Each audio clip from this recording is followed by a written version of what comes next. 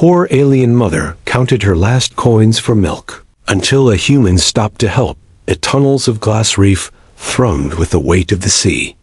Every surface held a faint vibration, a reminder that only reinforced glass and faith kept the ocean from pressing in. The concourse stretched in long, dim corridors lit by panels of filtered blue light, where shoals of luminescent fish drifted past in slow, glittering swarms. Market stalls clung to the edges like barnacles' thin counters, steam pipes hissing, voices bartering in low tones that never carried far. The air smelled of salt and metal, a taste that settled on the tongue like rust. People moved with purpose here, eyes averted, hands close to their sides, because pity was expensive and safety depended on invisibility.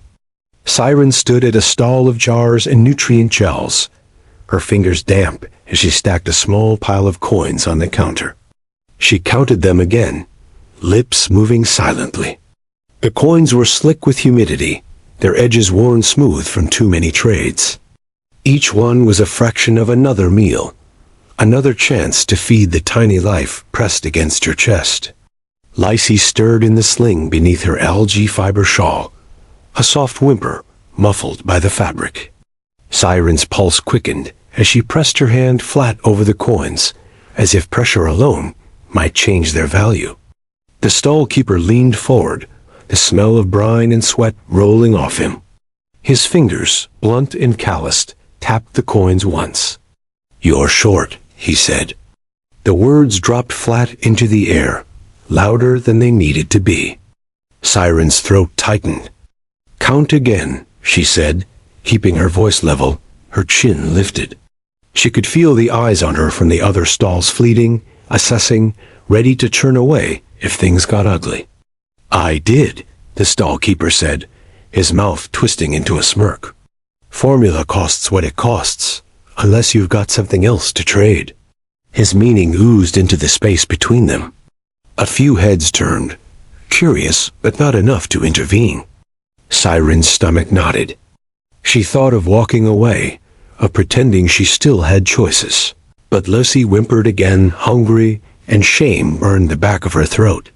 For one heartbeat she saw herself folding, giving in, because survival had taught her that sometimes pride killed faster than hunger.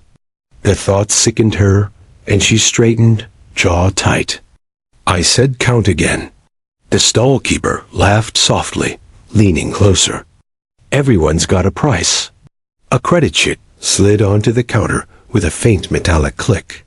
"Not today," said a voice beside her, calm, unhurried, the kind that didn't need to rise to command attention. The stall-keeper looked up. The man standing next to Siren wore a charcoal jacket and freight boots scuffed from work. His hair was cropped close, his posture sharp, like discipline still lived in his bones. Evan Merrick's face was unreadable, eyes steady as he met the stall-keeper's gaze. "You're done talking," he said. There was no threat in the words, only finality. The man's smirk faltered, something in that stillness making him step back. Without another word, he counted the coins and chit, then pushed a pouch of infant formula across the counter, along with a bottle and a thin thermal wrap. He muttered something, but his eyes stayed low. The onlookers drifted away, pretending they'd seen nothing. Siren's breath trembled.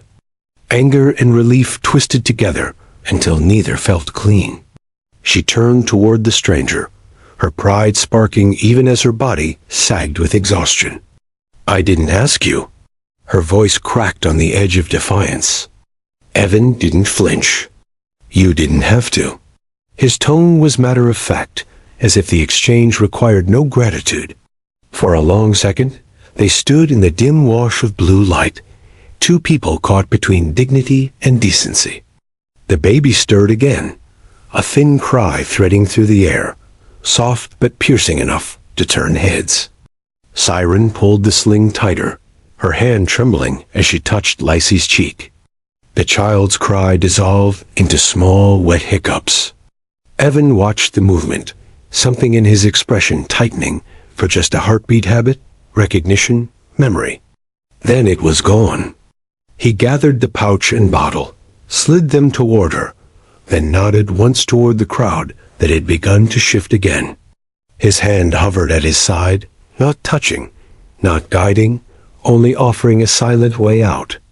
Siren hesitated, torn between the instinct to refuse and the raw need to leave. Around them, the market noise returned, the brief disturbance swallowed by commerce and routine. Pride whispered that she should walk away alone, but the eyes behind her still lingered, waiting to see if she would crumble. She adjusted the sling, rushed past him without taking the offered gesture, and stepped into the concourse. Evan moved beside her without a word, his stride steady, unhurried, the kind of gait that turned space into safety. As they walked beneath the shimmer of passing fish, Siren's pulse slowed. She didn't thank him. He didn't ask for it. But when the pressure hum in the walls deepened, and the baby sighed against her heart, she realized that, for the first time in weeks, she wasn't walking alone. The corridors of Glass Reef narrowed into quieter veins, as Siren followed the human who had stepped in without asking for thanks or permission. The light dimmed to a soft turquoise glow, the glass walls sweating faint condensation from the weight of the ocean pressing outside. Here, away from the commerce and the shouting of vendors, the station's pulse was easier to hear, a low, living thrum that filled the silence between their footsteps. Evan walked slightly ahead, never turning back to check if she followed, but his pace adjusted so she didn't fall behind. She hated the small relief that gesture brought. The baby stirred against her chest, and Siren shifted the sling higher, her arms aching from holding Lacey close through too many sleepless nights. The formula pouch felt heavy in her hands, heavier than it should have, because it carried the weight of humiliation. She didn't like owing anyone anything, especially not a stranger who had seen her break in public. When he stopped near a thermal pipe that ran along the wall, releasing a steady warmth into the cool air, she froze instinctively, half ready to retreat. Evan crouched by the pipe and gestured for her to stop a few paces away. "Here," he said simply. His voice didn't invite argument, but it didn't command. Either it was instructional, like he was teaching her to fix something instead of feeding a child. He knelt, tested the bottle seal, and shook it once. "Shake it harder than you think. Air should settle near the cap, not in the mix." His movements were precise, the kind born from repetition. He handed it back without looking at her, keeping his distance as though proximity might break the fragile balance between them. Siren hesitated, eyeing him warily, before she followed his directions. Her wrists ached as she shook the bottle until the formula foamed lightly. Then she tested it against her own skin, like he had shown her. The warmth surprised her, a small mercy in a world that rarely gave any. Lacey whimpered again, sensing the scent of milk, and Siren quickly guided the bottle to her lips. The infant latched with weak determination, her tiny throat working in slow, rhythmic swallows. Relief hit Siren so hard it made her knees weak. She leaned back against the wall, letting her eyes close for a moment, afraid that if she blinked too long, the illusion of safety would vanish. "There's always a price," she murmured, not looking at him. Evan's reply came steady and low. "Not today." The words lingered, echoing softly in the confined space, heavier than they should have been. The only sounds were the hum of the pipe, the baby's small gulps, and the distant murmur of the concourse beyond. When Siren opened her eyes again, Evan was crouched a few feet away, elbows resting on his knees, eyes lowered, not watching her, just present. His stillness unsettled her, more than any advance could have. Most men filled silence with claims, with promises, with their own voices. This one did not. He seemed carved from something deliberate, like a man who had learned that noise could draw fire. "You talk like you've done this before," she said at last, suspicion cutting through her fatigue. He nodded once. "I have." The answer came without embellishment. Different circumstances, but yes. His gaze drifted toward the floor, and in the blue light, she saw the edge of an old scar trailing up from his wrist, vanishing beneath his sleeve. She didn't ask about it, but her curiosity burned all the same. "You a medic?" she asked finally. "Was," he said. "Now I log freight. Easier work." She almost laughed, but the sound caught in her throat. Nothing about him looked easy. His posture, his eyes, the way he breathed, it all spoke of someone still living by rules no one enforced anymore. Lacey's feeding slowed. Siren adjusted her, pressing her small body closer to the warmth. "You didn't have to follow me," she said. "You could have gone home." Evan looked toward the corridor's mouth, where shadows moved like faint ripples of current. "Crowds make bad situations worse," he said. "Here's quieter." The simplicity of it disarmed her again. She had expected some motive pity, attraction, control, but what she got instead was logic, cool and detached. When the bottle emptied, she kept it and tucked it back into her sling, unwilling to meet his eyes. "You could have just left after that," she muttered. "After paying." Evan's jaw flexed, but his tone stayed even. "I could have. I didn't want to." He rose then, unfolding to his full height, the movement fluid, controlled. "She'll sleep better now," he said, nodding to the baby. "Keep her upright for a bit." Siren stayed seated, exhaustion and confusion wrestling inside her. She didn't trust him, she couldn't, but the alternative was returning to the ducks, where men like the stall keeper lurked in the dark corners of every shift. "Why?" she asked finally, voice breaking quieter than she meant. "Why help me?" Evan looked at her for a long moment before answering.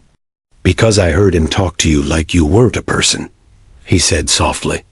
"And I don't ignore that anymore." Then he turned, scanning the corridor with that soldier's vigilance, as if danger might still be coming. Siren stared after him, the warmth of the pipe on her back, the sleeping weight of her child against her heart, and wondered if mercy this small could really be trusted, or if it was just the beginning of another debt, waiting to be called due. Evan led her through another corridor, narrower and quieter than the last, until they stopped before a nondescript metal door, half hidden between stacks of freight crates. The walls here vibrated faintly with a deep hum of pressure valves. Even the air felt denser, touched by the taste of salt and iron. He pressed his wristband to the sensor, and the door slid open with a low hiss. Warm air spilled out, drier than the concourse, carrying the faint scent of kelp bread and soap. "Inside," he said, his tone practical, not commanding. Siren hesitated at the threshold, one hand instinctively pulling the sling higher against her chest. She scanned the small room, no shadows, no second door, no signs of another occupant. It was a single chamber, narrow bed, small heating unit, a rack of folded clothes, boots lined in perfect order beneath the cot. The space was stripped of everything unnecessary, yet carried a discipline that felt lived in rather than staged. Evan crossed to a corner where a salt kiln glowed low, its light reflecting across the window that looked out into the black vastness of the ocean beyond. Pale ribbons of bioluminescent creatures drifted by, their glow washing over the walls in slow waves. Siren stepped in reluctantly, letting the door slide shut behind her. Her nerves stayed taut. Her body, still in defense mode, refused to relax even as warmth soaked through the damp fabric of her shawl. Evan said nothing as he filled a small pot with water, measured grain from a tin, and set it to heat.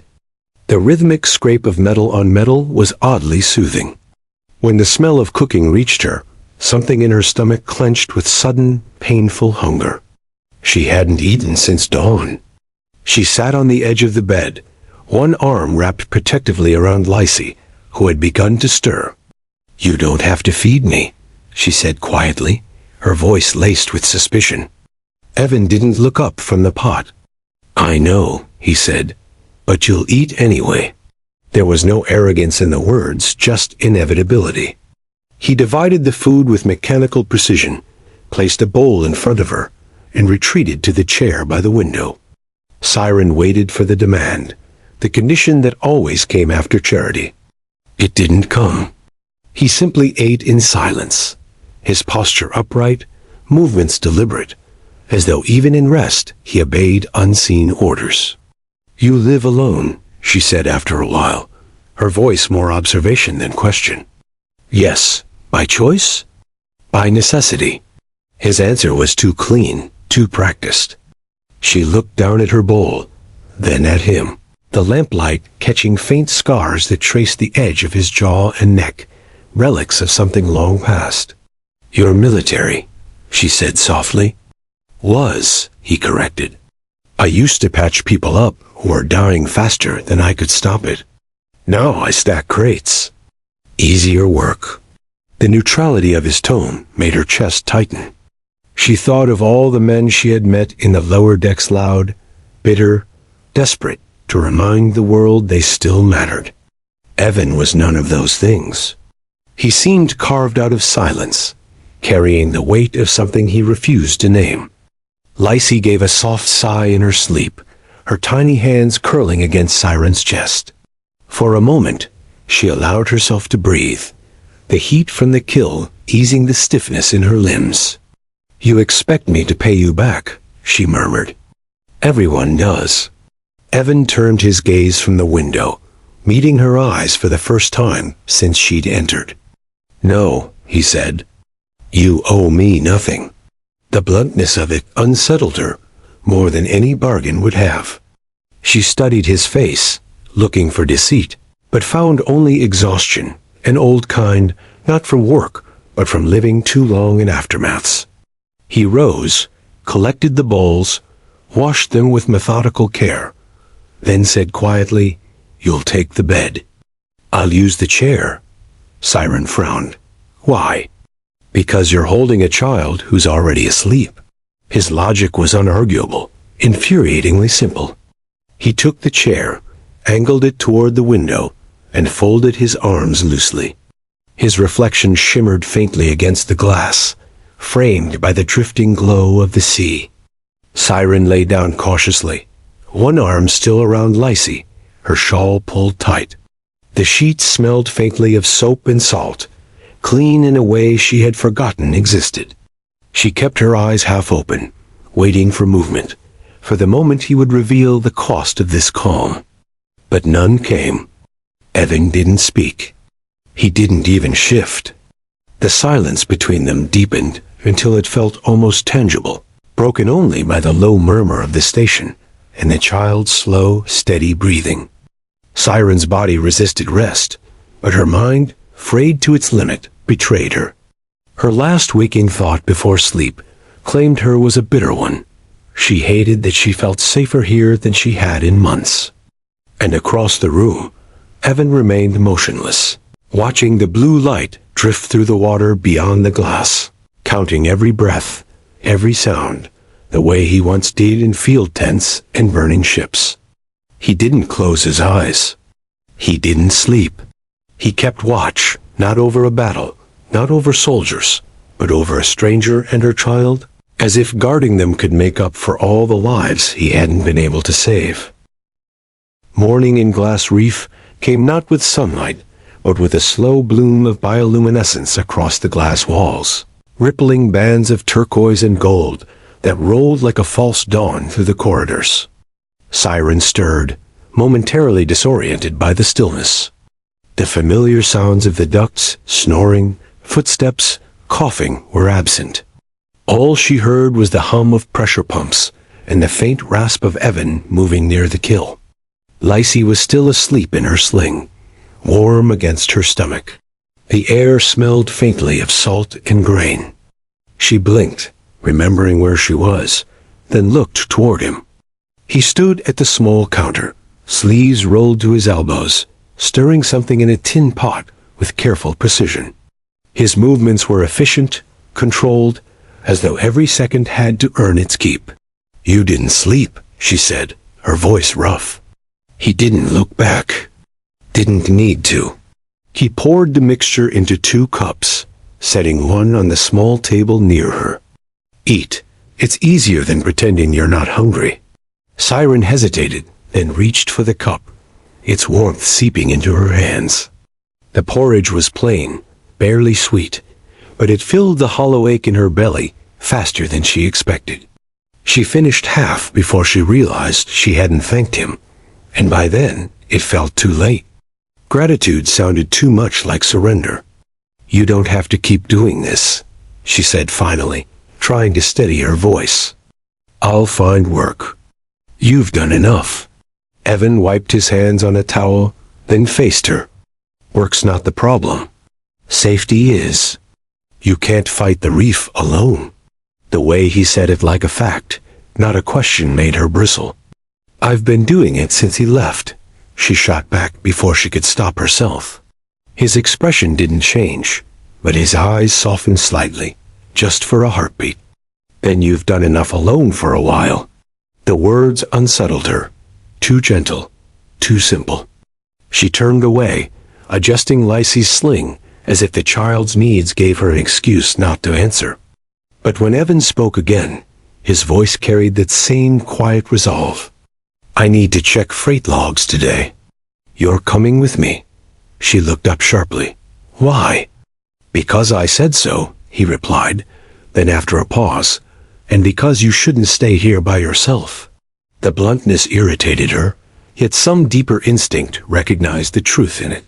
She wanted to argue, to insist she didn't need protection, but fatigue dulled the edge of her defiance. "Fine," she muttered. She followed him through the corridors, the baby nestled beneath her shawl. The concourse had woken fully, now vendors shouting, machines hissing, waves of bodies flowing through the glass tunnels like schools of fish. Evan's steady presence carved a path for her. People glanced at him, then at her, then turned away. For once, no one dared speak. But as they neared the same stall from yesterday, a familiar voice slithered through the noise. "Back already?" The stall-keeper called, his tone slick with mockery.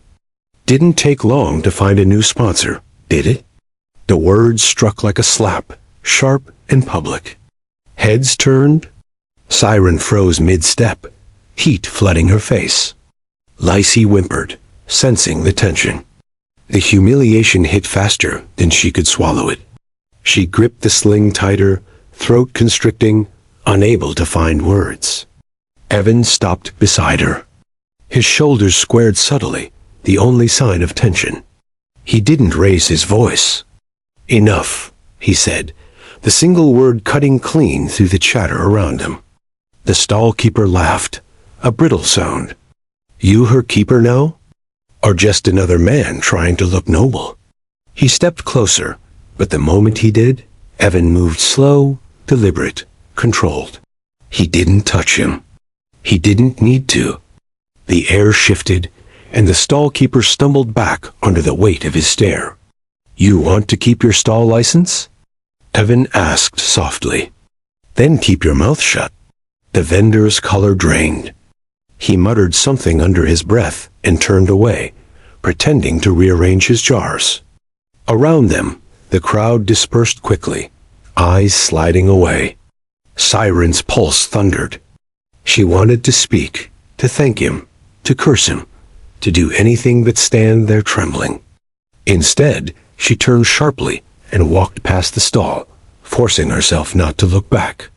Lacey began to cry, and the sound broke her chest open, raw and vulnerable. Evan fell into step beside her, silent. The farther they walked, the more the noise of the market faded, replaced by the cool echo of the freight corridor. Only then did she whisper, "You didn't have to do that." "Yes," he said, eyes scanning ahead. "I did." His voice wasn't proud or angry, just absolute. She looked at him, really looked, at the stillness that clung to him like armor, and felt the ground shift beneath her again. She hated him for it, the calm, the certainty, the way his decency made her feel seen. But as the hum of the pipes returned around them, and Lacey quieted against her, she realized she was walking straighter than she had the day before, her steps no longer shrinking from the eyes that watched her pass. The freight bay was colder than the corridors above, its air dense with the tang of salt condensation and the mechanical pulse of cooling vents that hummed like a living thing. Light from overhead strips gleamed off metal crates stacked in disciplined rows, each sealed with luminous codes that blinked green or red, depending on temperature and pressure stability. Evan keyed in a code at the access panel, the door sliding shut behind them with a hydraulic sigh that sealed out the noise of the concourse. The space was quiet, except for the faint drip of condensation and the steady beat of machinery. Siren hesitated near the doorway, arms tightening around Lacey, uncertain why he had brought her here. "You can help," Evan said, crossing to a stack of crates marked for inspection. "Cold chain seals. Check the indicators. Log the numbers here." He handed her a thin slate board and a marker. "If one shifts more than .2, flag it." His tone was matter-of-fact, stripped of kindness but not of care, the way a soldier teaches survival drills.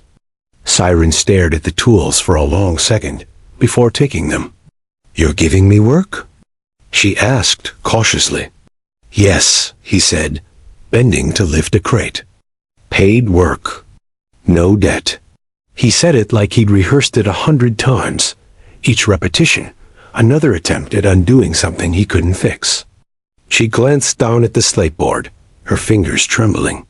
Her last job had ended when the overseer realized her baby's cries made customers uncomfortable. Since then, she'd traded hours of sleep and bits of herself for scraps.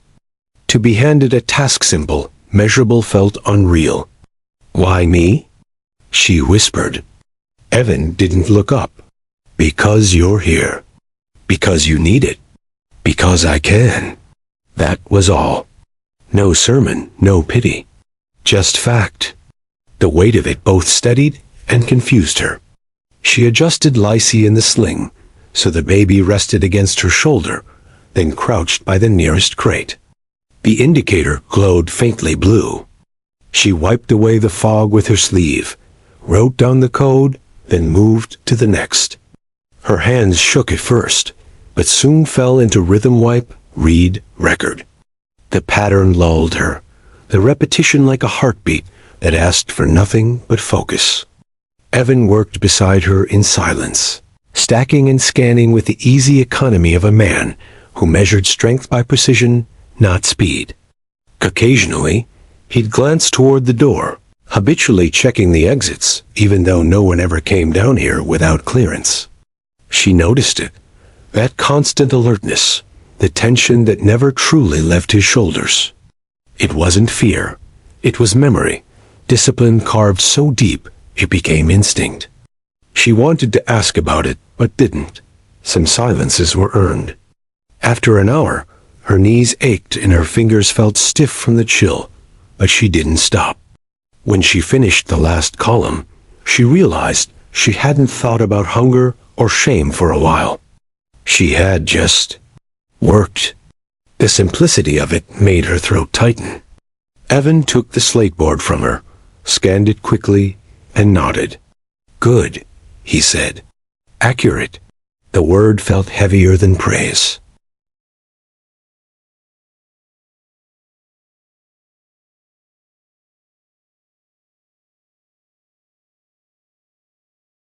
It was acknowledgement.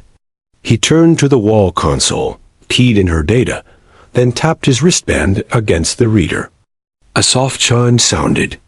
He handed her a small chit credit proof. "You earned it," he said. For a moment, she couldn't move. The chit gleamed in her palm, a tiny square of legitimacy she hadn't held in months. She wanted to argue, to accuse him of ulterior motives, but the look in his eyes stopped her. It wasn't charity, she saw it, was weariness. Something about the way he watched her made her realize this wasn't about redemption for him or gratitude for her.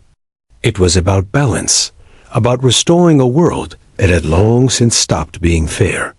Lacey stirred in her sling, murmuring softly, and Siren instinctively touched the baby's back, steadying her. "You don't even know me," she said at last, her voice breaking under the weight of everything unspoken. "You don't know what I've done to get this far."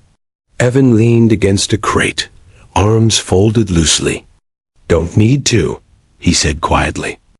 "I see what you're doing now." The words landed with the quiet force of truth, leaving her hollow and full all at once. For a long moment they stood there, surrounded by the hum of the machines and the slow drip of condensation. Two exiles from different worlds sharing the one thing neither had expected to find in this place: purpose. When she finally looked at him, her eyes burned with something close to defiance. But beneath, it was a faint spark of something she'd buried long ago. Hope. That night, the station dimmed into its artificial dusk. The corridors outside painted in drifting light from the ocean beyond the glass, where glowing shoals moved like wandering constellations. Inside Evan's quarters, the silence felt different than before, no longer tense, but full of something tentative, something waiting. The salt peel glowed low, pulsing orange across the floor. Siren sat near the wall, Lacey asleep in the sling, the faint rhythm of the baby's breathing blending with the hum of the pipes. Evan sat opposite her, back to the window, sleeves rolled, hands loosely clasped. They had worked all day, side by side, without speaking much, and yet the silence between them had grown softer, not sharp. It was the kind of quiet that didn't demand explanation. Siren broke it first, her voice low. "You said you were a medic once. That's why you knew what to do. The feeding. The way you talk." Evan didn't answer right away. His gaze drifted toward the glass, where a long, ghostly shadow of a manta passed overhead, its wings blotting the bioluminescent light for a moment. "Combat medic," he said at last. "Triage work on evacuation ships. Mostly civilians. Sometimes soldiers. We got them out when we could." His tone was calm, but something frayed beneath it, a quiet fissure she hadn't heard before. "You left," she said softly. "You don't just walk away from the military, not with eyes like yours." Evan's jaw flexed once before he spoke. "We were assigned to a colony moon during a siege. Small place mining outpost. When the bombardment hit, I was in the evac bay. The alarms were screaming, kids crying, people fighting for air. We loaded the last shuttle and sealed the doors. The pressure outside was dropping. If we waited longer, none of us would have made it. But I heard the banging. The last group didn't reach the lock in time." His voice grew quieter with each word, until it almost wasn't there at all. "They died on the deck. Half of them were children. Some had family waiting inside." Siren listened without moving. Her heart pounded with a kind of dread that didn't feel like pity. It felt like recognition. "You blame yourself," she whispered. "Every day?" he said simply. "That's why you help strangers?" "Maybe," he said. "It doesn't fix anything, but it stops the noise for a while." The honesty in his voice shook her more than the story. She looked down at Lacey, her small face peaceful, her tiny fingers curled against the sling. "You saved me anyway," she said after a long pause. "You didn't know me. You could have walked past." Evan leaned forward, his eyes steady, haunted but clear. "I've walked past before," he said. "Didn't like what it made me?"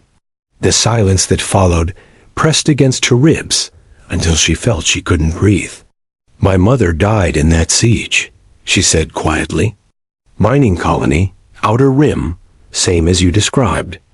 I was a child then. She tried to get to the transports, but they closed the doors. The air between them froze." Evan's breath caught, his eyes narrowing, not in disbelief, but in dawning recognition. "What was her name?" he asked. Siren hesitated, unsure why she answered. Myron Voss. Evan went still, utterly still, like a man struck through the chest. I saw that name, he whispered. On the manifest. She was one of the ones we couldn't reach. The world shrank to the sound of the pipes, the faint crackle of the kill, and the fragile breathing of the baby between them. Siren's throat tightened. She looked at him, not as her rescuer, not as a stranger, but as the man who carried the echo of her mother's death in his memory. Then maybe we were meant to find each other, she said finally, not knowing whether it was accusation or mercy. Evan's shoulders sank, the weight of years pressing through the silence. Maybe, he said. Or maybe this place just traps ghosts. He rose slowly, crossed to the window, and looked out at the dark water where faint lights drifted past. Behind him, Siren rocked Lissy gently, the baby murmuring in her sleep. She wanted to hate him, but couldn't. The grief she saw in him wasn't the kind that demanded forgiveness. It was the kind that mirrored her own. The room felt impossibly small, yet something vast moved between them, invisible and binding. For the first time, Siren didn't feel like prey in someone else's mercy. She felt like an equal two broken lives, caught in the same current. Evan turned back at last, his voice quieter than before. Get some sleep. You'll need it. Tomorrow's work starts early. She nodded, though neither of them would sleep easily. Outside, the mantis shadow drifted across the glass again, its enormous shape like a guardian passing by. The hum of the reef deepened, steady and endless, as if the ocean itself had decided to keep their shared secret two survivors, bound by loss and the fragile grace of being found.